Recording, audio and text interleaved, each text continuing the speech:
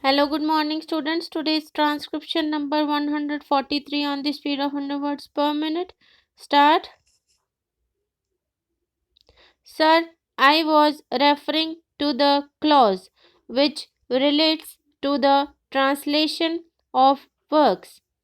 As I said, the main purpose which motivated the joint committee to make this provision was that opportunities should be given to people to take advantage of the works written in various languages. It is only through translations that culture can be disseminated in this country. Ours is not a unilingual country, it is a multilingual country. And if we put restrictions in the way of translating works, we put restrictions in the way of the advancement of knowledge itself.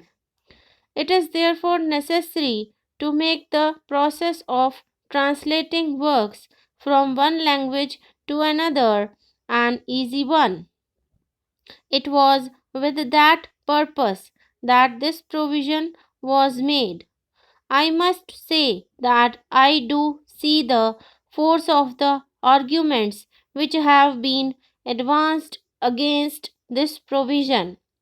It does create some hardship for the authors because they are deprived to some extent of their rights after a period of 10 years. I am, however, willing to accept the amendment which has been proposed by my friend Mr. Sinha with slight alterations. There is some advantage in it. The amendment which has been moved by my friend is on the lines of the Universal Copyright Convention to which India is a signatory.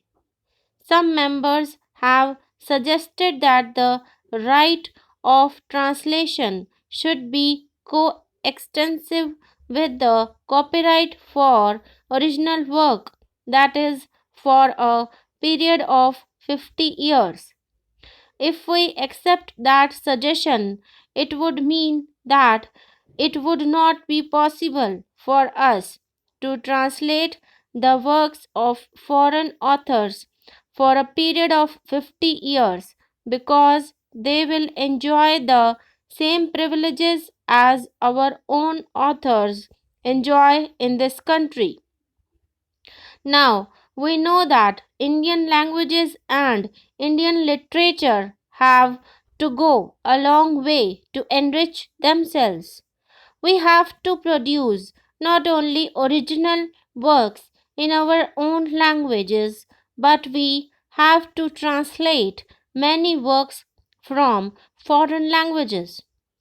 If we make this right of translation coextensive with copyright, it may mean that we shall not be able to translate the works of foreign authors, and I am quite sure that the House would not like to put that barrier in the path of intellectual advancement. Therefore, the best alternative under the circumstances is to accept the amendment which has been very ably and very thoughtfully moved by my honorable friend.